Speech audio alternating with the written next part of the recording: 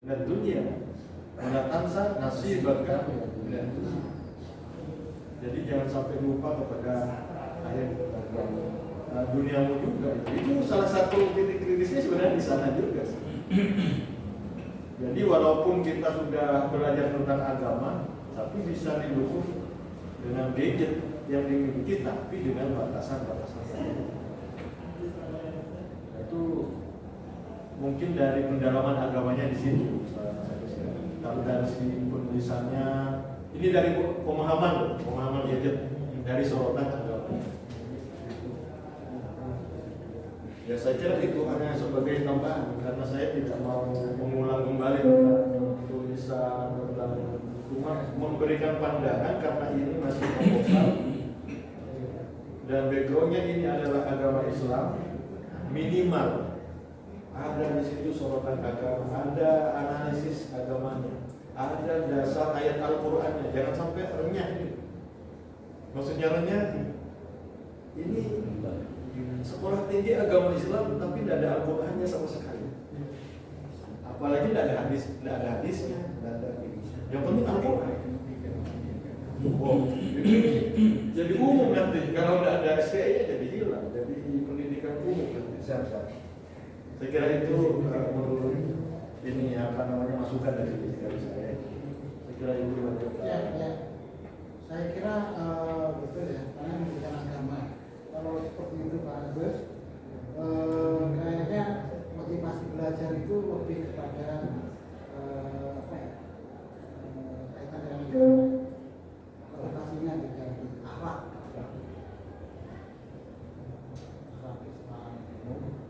Ya, akhlak. Ya, supaya tidak umum. Ini memang betul umum ini. Nanti kajian dulu baru muncul itu ada yang disebut tentang akhlak muncul ya. Pengaruh intensitas penggunaan gadget terhadap akhlak. Itu gadget yang pengaruhnya terhadap akhlak Dan motivasi belajar. ya.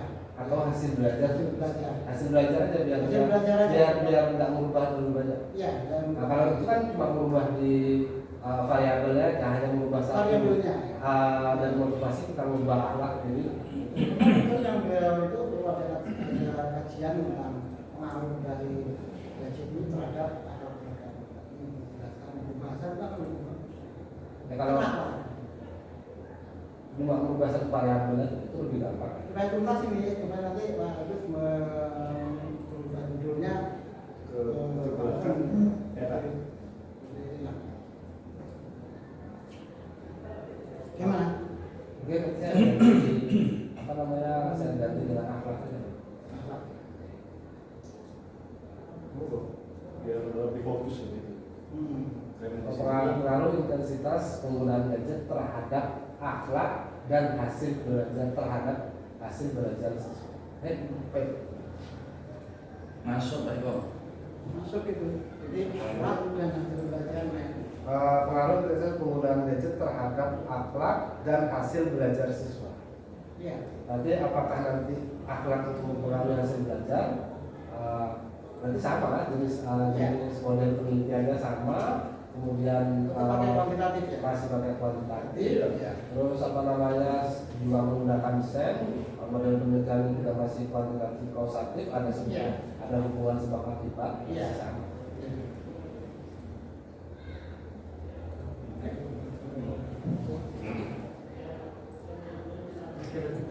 Ya. Jadi kesimpulan dari apa yang menjadi hasil seminar pada malam hari ini untuk saudara Mas Agus Wirawan ya, menurut Pak Dr. Sugito ya, biar fokus dari judul ada perubahan gitu ya, ditambahin dengan akhlak. Diganti, motivasi diganti apa? Motivasi diganti dengan akhlak ya, terhadap Hasil belajar. ya, jadi pengaruh Intensitas penggunaan gadget terhadap akhlak ya.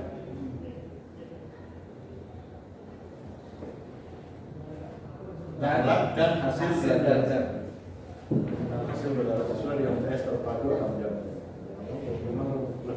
kalau ini. Ya saya harapkan dari ini memang ada sorotan agamanya karena kita tidak lepas dari sekolah tinggi agama. Dan apa yang menjadi perubahan atau kayak tadi ya seperti rumusan masalah bagaimana menjadi itu untuk kualitatif biasanya pertanyaan itu dan lain-lain sudah banyak disinggung tadi oleh Pak Dr. Sugito. Saya kira sudah dicatat kan, sudah dipahami bersama dan ya inilah fungsinya seminar proposal. Jadi ada perbaikan ke belakang atau selanjutnya nanti menjadi baik, menjadi bermutu sehingga apa yang diharapkan kita sebagai dosen atau pembimbing nanti senang juga punya karya yang berkualitas. Saya kira itu saja. Terima kasih kepada Mas Agus Irawan sudah banyak memakan waktu juga ya, pikiran juga ya. Dan teman-teman juga terima kasih sudah mengkritisi, memperbaiki karya Mas Agus Irawan. Dari kami kurang lebihnya mohon maaf. Semoga berpamit bila amin baik. Wassalamualaikum warahmatullahi wabarakatuh.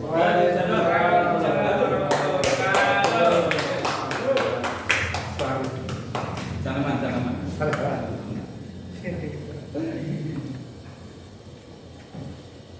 Untuk selanjutnya Mas Rahmat ya.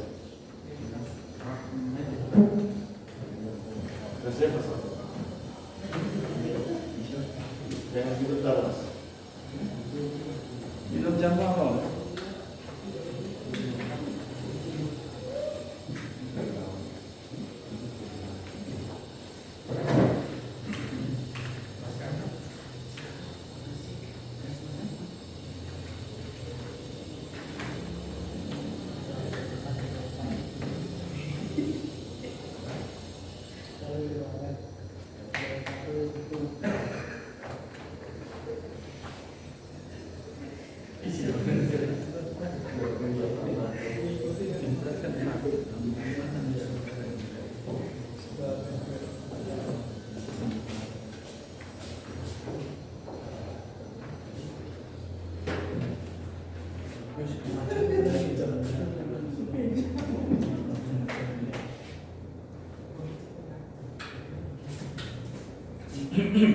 Senyum.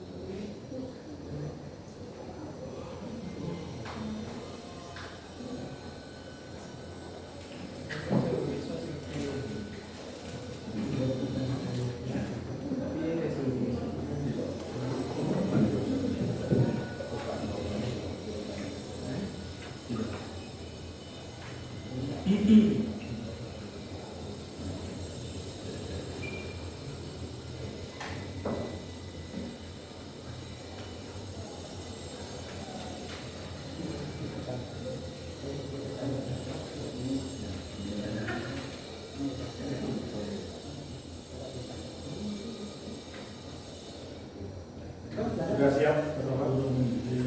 Kita mulai ya. Assalamualaikum warahmatullahi wabarakatuh. Saya kira sudah waktunya sesi kedua ya. Tidak usah mulai kata awal lagi. Jadi kita langsung mendengarkan, melihat dan memikir apa yang disampaikan Mas Rahmat. Biar kita pahami dan kita teliti bersama. Mudah-mudahan apa yang menjadi pembahasan Mas Rahmat ini menjadi pembahasan yang sangat manfaat dan berkah. Monggo silakan Mas Rahmat dimulai presentasinya. Berapa menit kira-kira? 7 menit. 7 menit. Singkat padat. Monggo dimulai. Assalamualaikum warahmatullahi wabarakatuh.